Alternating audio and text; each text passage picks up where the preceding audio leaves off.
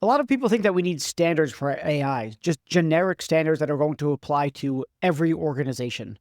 I find myself increasingly skeptical of such things, but I'm definitely in the minority. So there's this particular standard that I want to talk about in this conversation.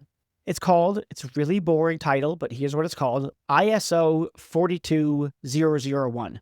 This is a standard created by something like 60 to 70 countries through various consensus mechanisms, processes. And I talked about it today with a defender of that standard, Patrick Sullivan. He's the VP of Strategy and Innovation at A-lign, which engages in third-party cybersecurity assurance. And I think it's fair to say he's pretty expert at exactly what 42001 says and why it's important. So the conversation is specifically about this standard, but it broadens to generic standards in general. And when I say generic, the kinds of standards that apply to any organization of any shape and size, and no matter what sort of industry they're in. So we talk about the fact that ISO 42001 and any of these standards, they really focus on process as opposed to outcome, which for me raises an eyebrow because isn't what we care about the outcomes, not just that we comply with certain processes. We talk about the fact that building consensus for these standards takes a very long time because we're talking about many stakeholders. And the timeline for that is just broken relative to the pace at which AI develops. If you take, for instance, the EU AI Act, that's a standard. It took years to develop, and then generative AI came out, and then they had to redo that. And then agentic AI comes out. We have the same kind of conversation about this as well, where I push Patrick on, but how useful is ISO 42001 when it comes to agentic AI? And I think it's fair to say, we disagree a decent amount about the extent to which these kinds of generic standards are actually serviceable, given how AI evolves or the pace at which it evolves, and whether it's not, whether it's just more checkbox theater, whether it's necessarily behind the times, so on and so forth. Okay, that's what this conversation is about. In case you forgot, I have a book coming out April 21st called The Ethical Nightmare Challenge. You'll be able to find that Amazon, barnesandnoble.com, blah, blah, blah, blah. And you can email me at em@reedblackman.com if you have suggestions about the show, comments, criticisms, whatever you like. All right, let's go talk to Patrick.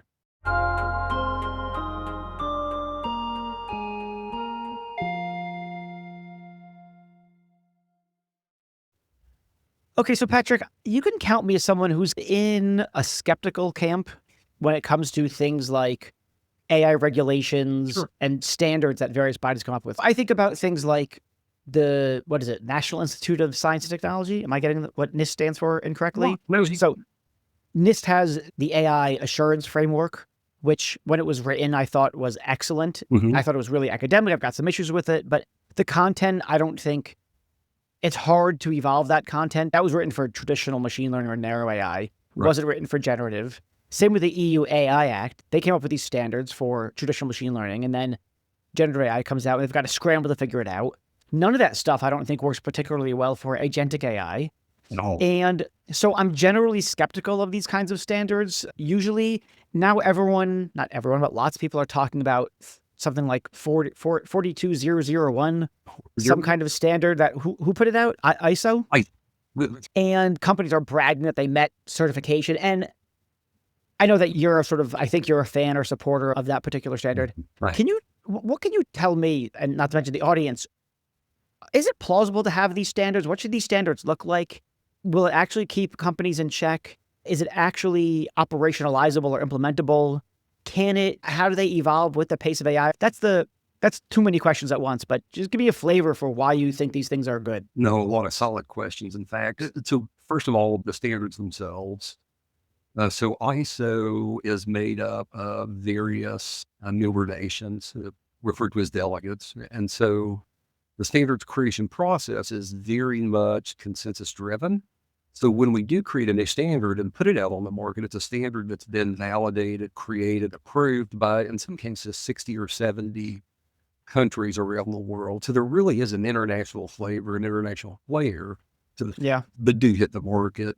Are they perfect? Absolutely not. But Sure. just like in medicine, there has to be a minimum standard of care around which everyone can agree. And that's really what we see with ISO 42001. Now, at its heart, it's not meant to be all-inclusive. And any ISO management system standard, for that matter, is meant to be extensible.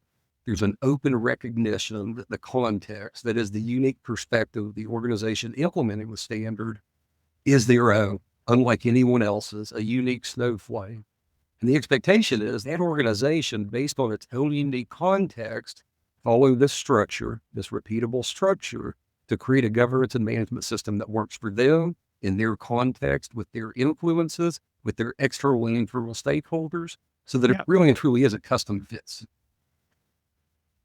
Okay, so first, maybe we back up for a second. So what exactly is ISO? What is this organization? It's the International Organization for Standardization, and they do just read. So around various processes, practices, you name it, ISO groups together individual subject matter experts, again, through some sort of national body recognition or some national body delegation, to create best practice standards for process X, process Y, product X, product Y, which are that, again, that there is a minimum baseline for what is known good and what we can build off of to create things that accommodate future changes. Okay. All these people get together. They talk about the standards for AI. They need to rebrand, by the way. ISO or ISO 42000 or 42001 has got to be like the worst name I've ever heard for basically anything. Okay, anything. But put that to the side. Okay, they come up with these standards. I guess, what's the scope of the standard? What are the set of risks? I take it it's about risk mitigation or risk avoidance, something like that, risk management. What are the set of risks that this standard is supposed to cover? Are we just talking about cybersecurity risks? Are we talking about risks related to engineering failures, if you like? Are you talking about ethical failures? What's the scope of the risks that we're talking about? And so in general, as we look at any ISO management system standard, the risks associated, and to your point, there are standards around identifying and mitigating risks. Sure. So any management system standard will be identifying risks associated with what that management system standard is intended to manage, to govern, to control. In the case of 42001, it's an AI management system standard. So the focus is squarely on responsible development and use of AI throughout its AI lifecycle. So okay, but what does that mean though? Is that, again, what's the set of risks or what's the scope? What are the categories of risk? The categories of risk are associated with AI. So the things that we might see associated with reputational harm, with damage to stakeholders, harms caused to those individual stakeholders of the AI system that's been deployed on the market. Yeah. Okay, so it's really any way that AI can go sideways, whether it's ethically, reputationally, legally, cyber-wise, but regulatory-wise, just any way. Okay. So and then is the idea, we're going to come up with these kind of generic standards. I don't mean that pejoratively. I mean it in the sense that it applies or is useful or in principle to everyone, no matter the shape or size of organization. And then, as you said earlier, each organization is going to translate those generic frameworks, principles, practices, tools, whatever the hell it is, into something that's organizationally specific. Something that's tailored to that. Okay. One thing. Yeah. Okay. Sounds lovely. Okay. But what are the actual standards that are useful here? And how does 42001 account for things like the move from generative to agentic AI? Oh my goodness, Reed. So what 42001 does is, first of all, the standard itself is broken up into two separate sections. One section that we refer to as our clauses or the musts. These are the core requirements of the management system. Yeah. You have a separate section that are just referred to as annex controls or simply controls. And speaking of this, we have a structure wherein management has to commit to a certain core set of principles. And then ISO provides some representative example controls that organizations might use to control certain things in their environment. Yeah. So let's give me some examples. So give me some things that are in the necessary bucket. In the necessary bucket. So management must commit to funding ongoing care and development of the AI management system once it's been deployed. Management must commit to ensuring that certain things are in place from an administrative control perspective. Big example, AI policy. Okay, but so what does this mean they commit to it? What does such commitment actually look like? If they write down on a piece of paper, we hereby commit, is that sufficient? Is it? In many ways. So there's a commitment in an initial policy creation, that there's an initial sign-off that happens, but then there are regular management review meetings that are part of the rhythm, the process of actually operating this management system in production, wherein management has to continue to show commitment to running as a going concern the AI management system itself. So it's more than just lip service of saying, yes, this is important. There have to be actions to support that lip service, that sentiment. Okay, so you can't just say, I commit, but you can say we have a policy and we've implemented some software to, let's say, monitor AI in production once it's actually deployed. Sure. But are there any requirements around what the policy has to look like? Suppose the policy is, thou shalt be careful. We have a policy, so check. Or we have some software. Do we use it very much? Not really, but it's technically installed on our system. Maybe it's not lip service. Maybe I don't know what the sort of slightly more than lip service, but less than actually doing anything looks like. But are there requirements about the content of the policy, the extent to which the impact of the policy on the organization is measured and improved? Are there any standards about what kinds of, I don't know, let's say monitoring software is being used or how it's used or what? How do we check for quality here as opposed to just checkbox compliance? Yeah. And so really the check for quality happens through regular internal audit through an objective team that isn't connected with the operation of the management system. For those organizations that choose to pursue certification, external third-party audit. So external auditors get involved to evaluate the design and operation of the management system itself. And so are those external auditors making judgment calls about whether something is sufficient quality, or is it binary? Yes. Now, there are instances, as an example with the AI policy, what you'll see in the standard is the standard says an AI policy must be created to meet at least these minimum requirements. So we do have specific where details are called out, but then in other cases, we have a requirement to monitor. In those instances, because how the organization deploys and chooses to monitor those controls can be all over the place. There is no specific requirement as far as using a certain tool, as far as ribbons, things of that nature. Yeah. So in a lot in a lot of ways, once the baseline is met, organizations have an opportunity based on risk and based on their context to determine what controls are appropriate for them. Mm-hmm. Okay. And so what about things like effectiveness? So we've got this policy. Okay, so these 60 some odd countries come together, they come up with these standards, they say, do this, that, and the other thing. Yep. Let's say it's super smart, seems super smart, blah, blah. Okay. And let's say there's some substantive requirements. You have to have a policy. Your policy must include clauses A, B, and C. And you must be engaged in monitoring such that you're capable of doing D, C, and E, whatever the hell it is, right? So they come up with this stuff. But one might worry, hey, isn't all this stuff sort of theory about what's going to be effective in actual risk management? How do we know that those things are effective? So I'm not sure exactly what my question is. My question might be, how do we know that the standards of ISO 42 blah, blah, blah are good standards by virtue of being effective? That's one way of hearing the question. Another way of hearing the question is something like, how do we know that those things are effective at the particular organizations that are being measured?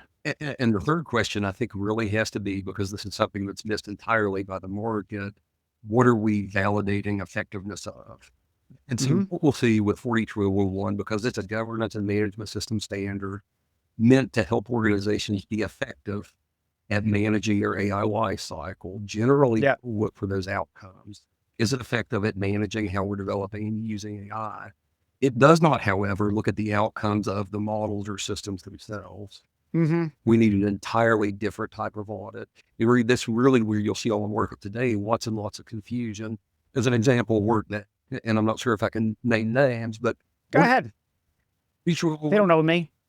Workday was a poster child for the NIST AI risk management framework. In fact, they worked with NIST to create a white paper around how to implement the AI org.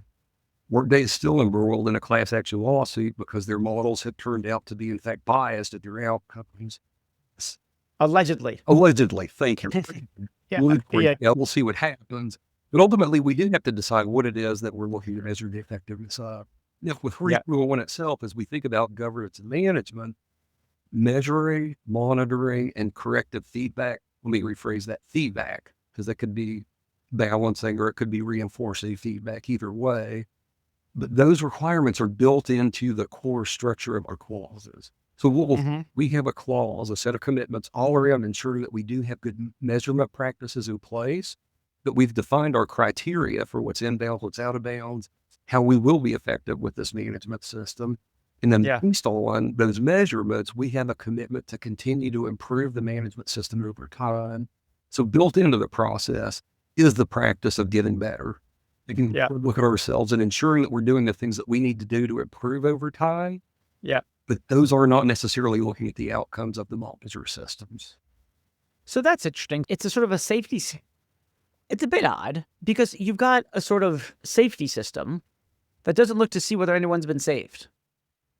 If you don't look at the model outputs, you're certainly not looking at the outcomes of using the model, right? So there's the outputs, then there's what human beings do with the outputs, which ultimately creates an outcome. Right. And it's a standard that doesn't look at the outputs or the outcome.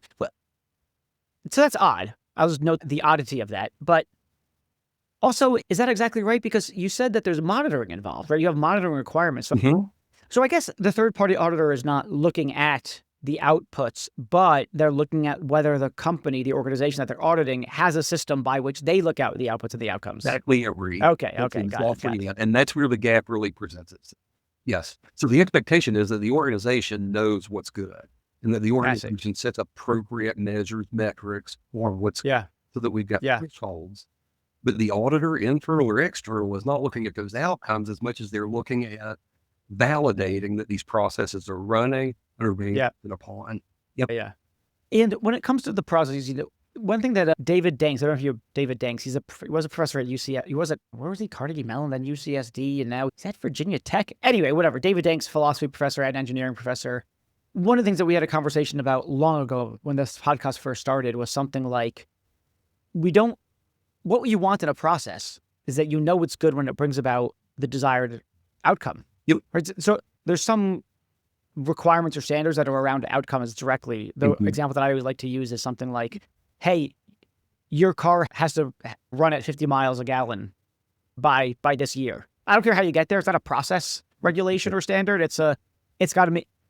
Whereas for the things for AI safety or AI ethics or responsible AI or whatever you want to call it, what ISO is trying to cover here is it's not outcome specific, right? It doesn't say it's got to look like this. It's process specific. You've got to do these processes. Okay. But then that raises the question, are the processes effective at doing what we want them to do? So I guess my question is, it's the question that asks, how do you know that the processes that ISO standard 42 blah, blah requires are actually good processes in the sense that they bring about the desired outcomes?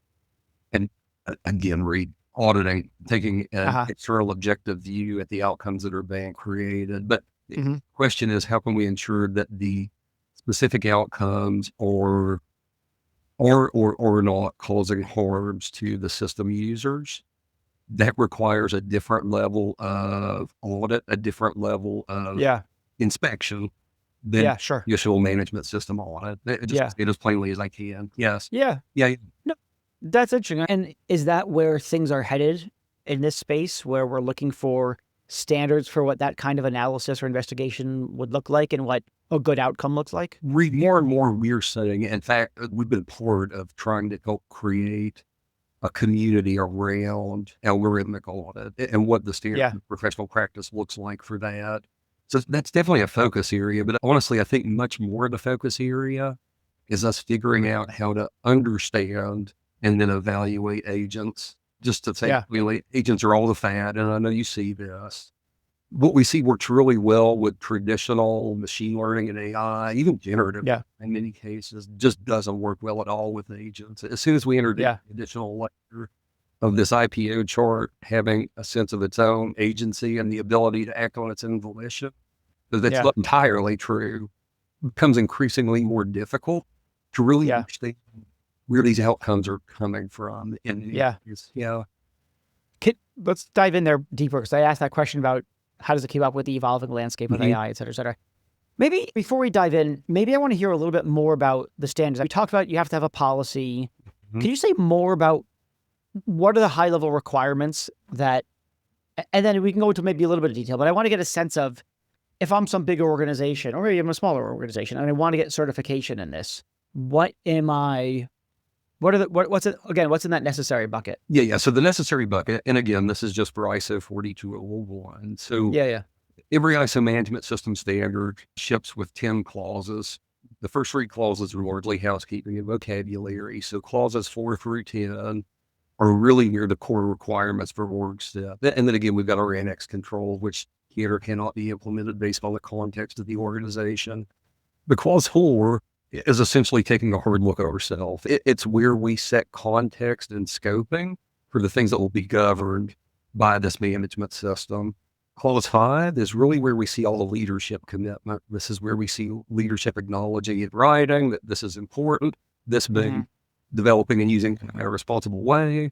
This is where we'll see our AI policy actually come from. Leadership commits to supporting the ongoing care and feeding of the management system itself. So things like ensuring that we have appropriate resources through people, processes, technology, through funding, through clause 6. Clause 7 and 8 are all about ensuring that we're implementing and operating the management system effectively. This is where we make a transition from thinking and planning to actually rolling this thing out to the organization and letting it become part of the standard everyday practice. Clause 9 and 10 are all about that feedback and continuous improvement that we talked about before. So what we'll see are activities associated with ensuring that we're measuring regularly and that we're doing something with those measurements, again, to either balance what's happening or to reinforce what's happening with the operating system, the management system in operation. Yeah. So let me ask you this. You've been working with companies that work with or trying to seek certification for a while. We have that. What's your sense of, what's your sense of how easy is it to get certified, but really they're not doing enough? Or it's clear that they've just checked the boxes. They're still clearly very much exposed, but the way that the certification is structured or whatever, or the cleverness of the organizations that you work with, or the vagueness of the requirements, if they are too vague, how robust is it? How hard is it to get? Is it, you think I don't think you think it's BS, but you also don't think it's a sort of, maybe you think it's, if you do this, if you meet the certification, you are gold star, baby. You are perfect. What are things, how robust is this certification? How hard is it to slip through the cracks and get it, even though you're still a very exposed company? Putting agents to the side. So I'm almost hesitant to answer that directly, but we'll say it's not perfect. It's not perfect. And if we compare it to a health regime, you can commit to a standard practice of going to bed early, getting up early, eating well, exercising regularly, and still have diseases affect your life. I think that's very much true of management systems. So are there people gaming the system just to earn certification? Absolutely. No question. The counter to that is there are organizations that take this very seriously, this being the process of building and implementing a management system. Yeah. And those organizations are absolutely shining. We've talked about there are limitations to the reach of what management systems can do. So they really are just that baseline starting point to then extend out to address other risks, other potential harms that could befall stakeholders that we do find in our environment. I think that's really where we see the bad press around organizations that have earned 42001 certification, but still have issues or incidents. I think it is a matter of effectively resting on laurels because we got this operating system in place, but we have to continue to grow. It is, again, just the baseline. Yeah. Okay, so now let's talk about agents. To what extent, I take it that ISO 42001 was created prior to agents becoming all the rage. Agents look like they're here to stay. Of course, everything can come crashing down, but I'm not a general skeptic about them. Yeah. I think things like Claude Code is amazing.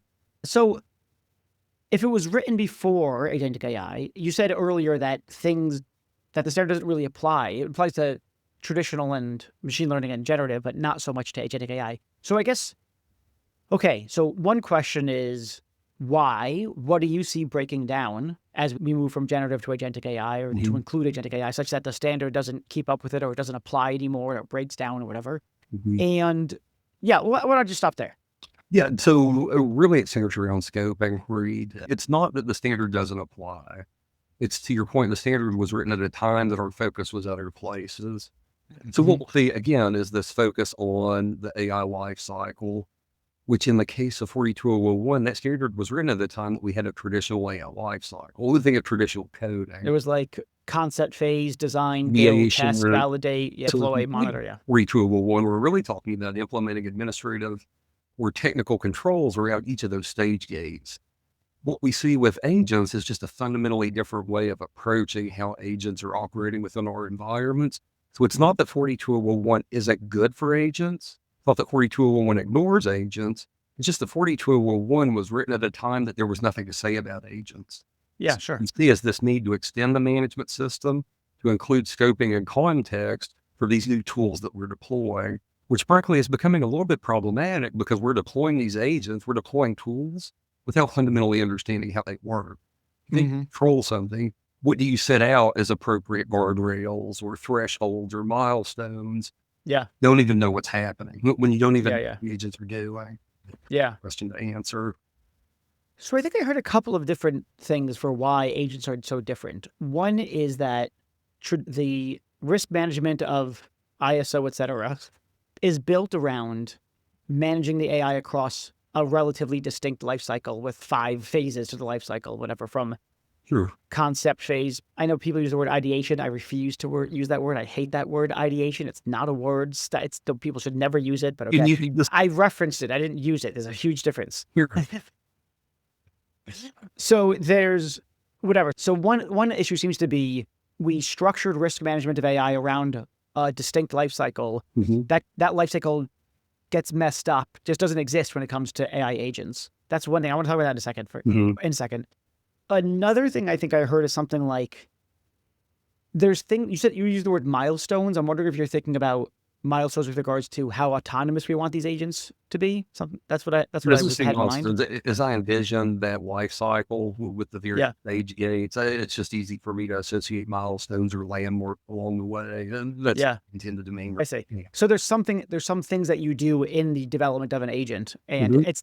that's doesn't map neatly onto the earlier 5 stages. Not And whole. so now we need, okay, either a new articulation of what a life cycle looks like for an AI, or we just need some other non-life cycle.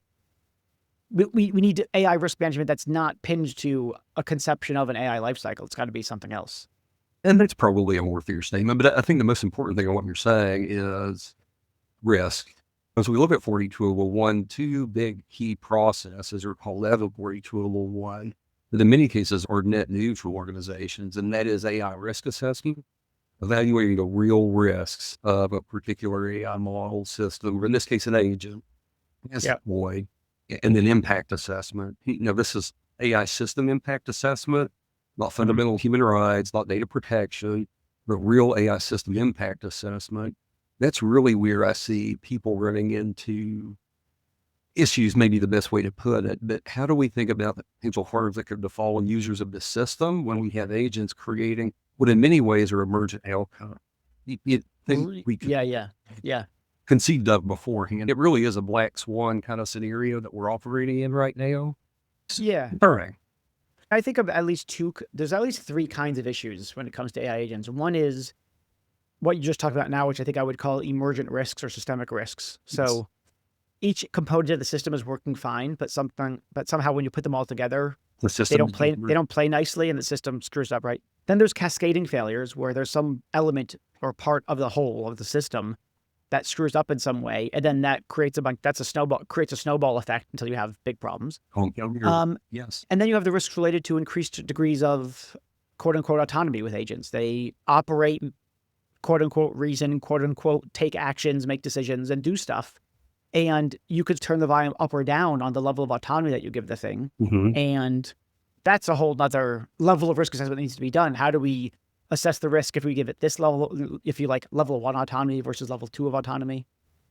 The other thing that strikes me as difficult for standards to cope with, you could tell me if I'm wrong about this, is each agent is its own thing.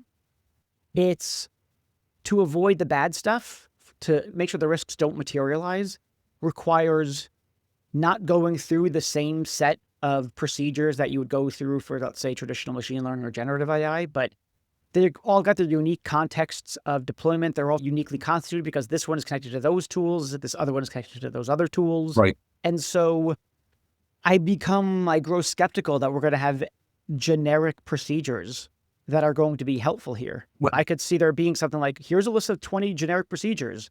And for any particular or any given use case of an AI agent, half of them aren't going to apply, and you're going to be missing 10 others that do apply that aren't in that generic list. yeah. But what if that set of generic procedures were not particular to any given agent? As an example, Yeah.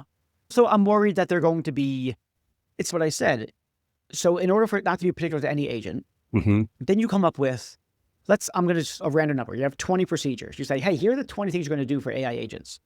And it turns out that for this, then we go to some particular agent and we say, actually, these first 10 or whatever, 10 of the 20, not even relevant to our use case. It's just, that's silly. There's no point in doing those 10 procedures. That's going to be a waste of time. Again, And we are going to waste our time doing those 10 procedures because we have to be certified, blah, blah, blah. So let's check the boxes and okay. So I'm worried about just a waste of time there. The other half might be good. Okay, so that's good. But then there might be a further 10 that apply to this particular agent that don't apply to the other agents. And so it doesn't make the list of generic procedures. And so how useful is it really to come up with this sort of, I don't want to say half-baked, but not totally useful list of generic procedures? Well, and I would try to clarify that by saying it would not be totally useful to every agent deployed on the market. It's totally fair. At the same time, that half-baked 10, I think, can be enough to get people far enough down the road to determine what the last 10 need to be for their specific content. Yeah, it could be. Yeah. People with maintenance agent. Let's have some way to refer to this agent that people can understand what it is. What's inputs and outputs of this agent. Very generic, still something that provides value. Yeah. Let's determine what the stated goal for this agent is. How will we know if this agent is performing in alignment with what we set out to do with it? Just those 3 generic statements give us something to actually start digging in and working on. Yeah, that's good. Let me ask you a kind of related question. Maybe this is about the standards, but one issue is, this is true of other kinds of AI as well, but particularly true with agentic AI, is that because the agent is connecting to so many different tools. You can't. And the agent itself is connected. So what I want to get at here is that there's lots of different people involved across, we don't want to quite say the AI lifecycle, but there is the sort of, call it the AI agent blueprint or something like that. There's so many teams involved in the pieces that get strung together to create the agent. In ideation? No, absolutely not. 100% no. There's so many different teams that how would a standard like ISO 42, et cetera, or maybe 42002 or whatever the heck comes out next, to what extent does it say who's supposed to do what? Because you can say, hey, you need to ask these, and then you gave three nice examples. Have you stated the clear objectives of the agent? Do you know what its inputs and outputs are going to look like? Do you blah, blah, blah. Does it specify who should ask those questions, when they should ask them, how they should answer them? Is that part of the standardization, or is that part of the more customization on the organization side? Well, it's both. So 42001 through clause 4 says, hey, we should have known roles and responsibilities. Let's document those. Yep. And so the standard says that. Yep. The answers to how we document those are largely up to the organization. So it really becomes incumbent on the organization to have an understanding of the various players, even if it's just a basic RACI chart. Yeah. Because these are the people that are associated with this particular agent. That becomes documented, and we have one more piece of information to help us think cleanly about how to begin approaching potential issues as they arise. Yeah. Okay, let me zoom out. Maybe this is my last question. No, keep them cookery. Yeah. I might, but here's a different kind of question. How do you get people, or how do you think about getting people to care about this certification? So I could see a couple of people, this is similar kind of work to what I do, right? I don't do specifically, I'm not a third-party auditor for certifications, but I think that the kind of work that I do is the kind of work that, should they accomplish it, they would earn a certification. Because if I'm doing my job at all, one, we're making sure that the things that they're doing meet necessary requirements of blah, blah, blah. Especially if they tell us we want to meet ISO 42001 certification, we make sure that happens. Fine. But I guess it's hard in with any of our clients to get the requisite buy-in from leadership to say, we're going to, as you were saying earlier about leaders need to make certain commitments, can't just be words on paper, real financial commitments, etc. Who, in your view, cares about this kind of certification? How do you get them to care, especially with such a bad name? Such the most boring name possible, as I said earlier. How do you right from Star Wars? Yeah. How do you get chief strategy officer, chief innovation officer to be like, yeah, let's go get this 42001 ISO certification? How do you sell it? How do people care? Why do people care about it? Well, and also, and of course, they need that buy-in for the organization to make the commitments that would get the certification. Absolutely necessary. Yeah. Yeah. What I love about your book, Ethical Machines, is early in the book, you talk about the importance of taking things that seem squishy and making them very concrete. Yep. The mechanism to offer empirical feedback, evidence, whatever the right word there is. Today, from an executive perspective, we do see this lack of recognition of skin in the game. To your point, Reed, as of this month, what is this March? So as of February last month, globally, there were only about 400 accredited ISO 42001 certifications issued. Yeah. So 400 globally. That's not a lot. Granted, the standard's only been out for a couple of years at this point, so it's still relatively new. But executives have to understand that what we're really looking at doing is putting them in a position that they can create desired outcomes, which you talked about earlier, while also not minimizing, but optimizing risk and optimizing cost. So it has to be a clean way to articulate to executives that, first of all, they do have skin in this game. Everyone does at this point. But secondly, governance through the use of ISO management systems is a way that they can consistently create the outcomes they desire while maximizing the risk that they're taking on, and in many ways maximizing the cost that they have to bear through the use of deploying these tools in some meaningful way. How does that happen? I think it's different for every organization. And frankly, probably this is a better question for me to ask of you because of the role that you have, as you can. What is that thing that can help executives see this isn't just another marketing ploy? This isn't just another place for me to say that this really is of legitimate value as I govern my organization. Yeah. Oh, so now you're asking me? I am proud. Yeah, you're welcome to. First, I would just, in some ways, I would deny the framing of the question when you say, what's the thing? I would say there isn't the thing. There's the things. The metaphor that I like to use is something like people are sort of cocktails of motivation. There's, I want to do the right thing. There's, if things go sideways, I'm going to lose my job.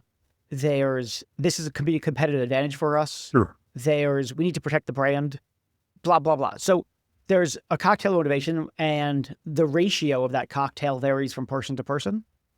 And thus it varies from organization to organization. So it's not like there's the reason why people do it.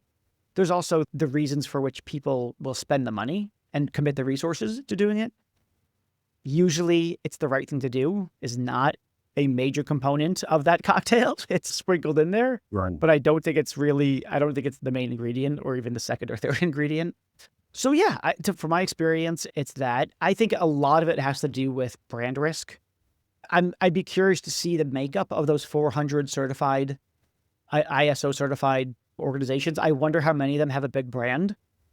So for instance, I tend to see more engagement with this kind of stuff with B2C than I do with B2B, because the B2C have very public images that journalists will tear apart and social media will tear apart. Whereas if it's B2B, I think it tends to be, unless they have a really big brand, I just think that they care less because there's less potential for reputational loss, because there's a less likelihood that they'll get written up in the Wall Street Journal, less likely that they'll go viral on social media because no one's ever heard of their organization. Right. So anyway, that's my sort of, but I do think that for those companies with big brands, the motive is we want to do this stuff, but we see that there are things to go sideways here. We want to make sure that that the brand doesn't go splat. Which, interestingly to your point, so we do see, first of all, smaller organizations, startups pursuing 42001 certification really for differentiation. You do. That's surprising to me, because the thing about startups is that they don't have a reputation to lose. They don't, but they have investors to gain. And so really when they're looking to differentiate, there's market differentiation. Yeah. Also, part of risk evaluation prior to investment, more and more of these firms are actually evaluating what compliance practices, what assurances these That's companies have in place. that's interesting. I've heard before. I don't really. Sometimes I'll work. No, actually, I haven't worked with a startup in years. And the thought was that the startups are only going to care when their potential enterprise clients care, and the Mhm. potential enterprise clients say to them, "Hey, you want us to use your software, your AI, in our giant organization? How do we know this is safe? How do we know that you're respectful of privacy regulations? How do we know blah, blah, blah, blah, blah?" But I haven't seen it I haven't heard it about like VCs giving a shit. Are there VCs out there who care about compliance?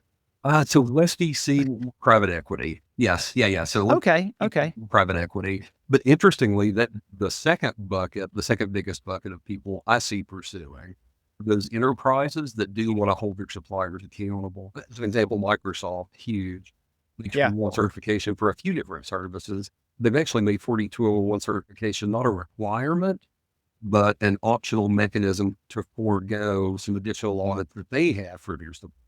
So they're Yeah. willing Yeah. to get weight for suppliers. We Yeah. see it across the board with some of the enterprises today. Even big Yeah. consulting firms, like I think you saw both Boston Consulting Group has taken on and earned ISO 4201 certification specifically for those services of consulting other enterprises what to do with some of these tools. Yeah. Yeah.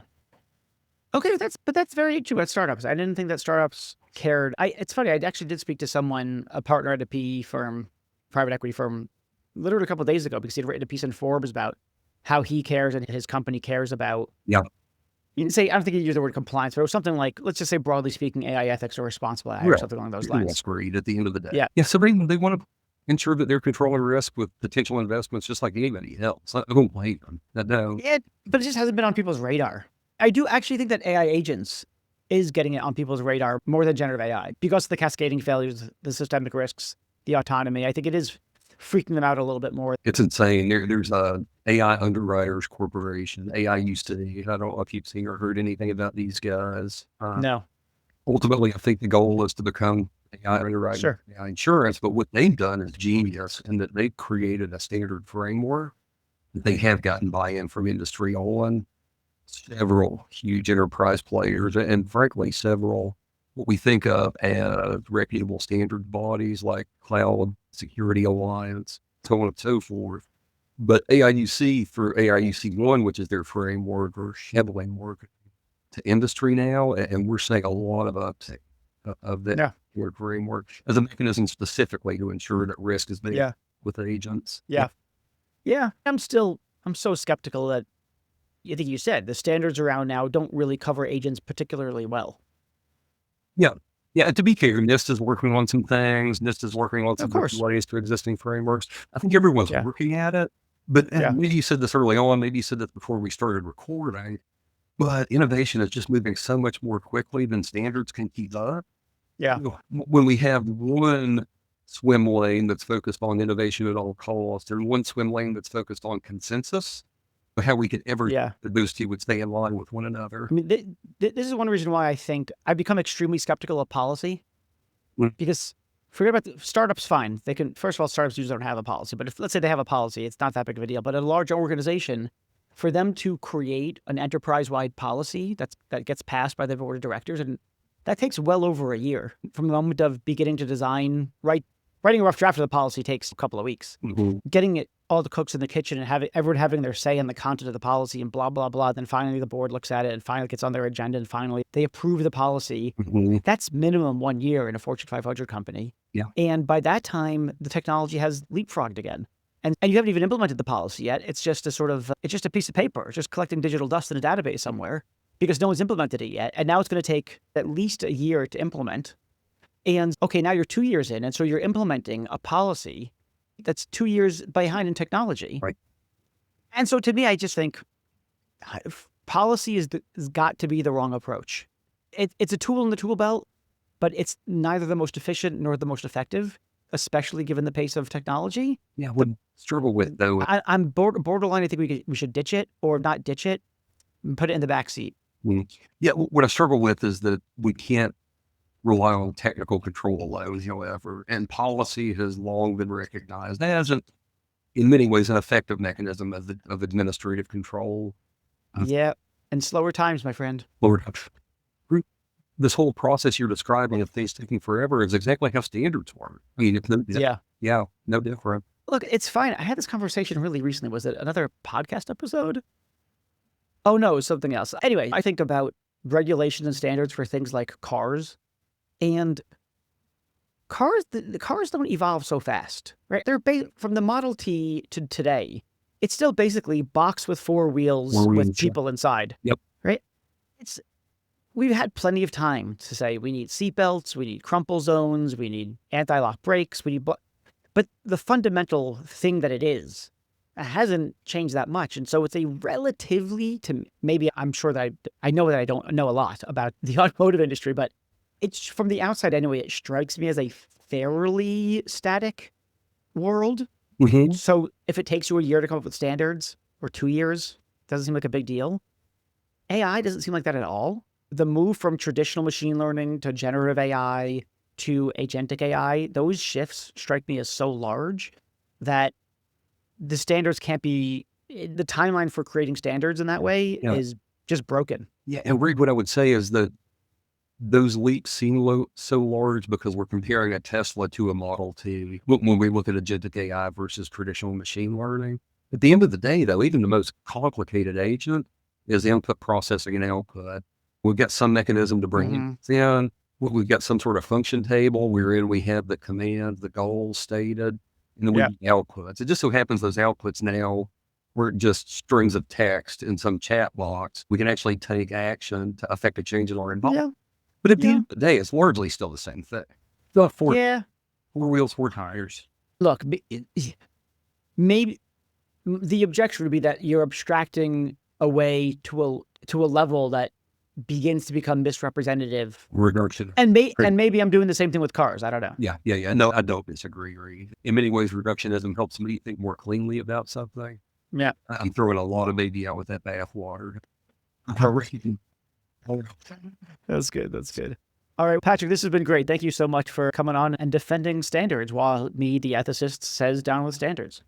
Reed, thank you for having me. It's an honor, man. It really is. It was a pleasure. Thanks, Ben. Thanks, everyone, for listening. I hope you enjoyed the episode, and I want to thank a few people who make this all possible. Delano Alexander, he's my producer. He does such an amazing job on everything that he touches.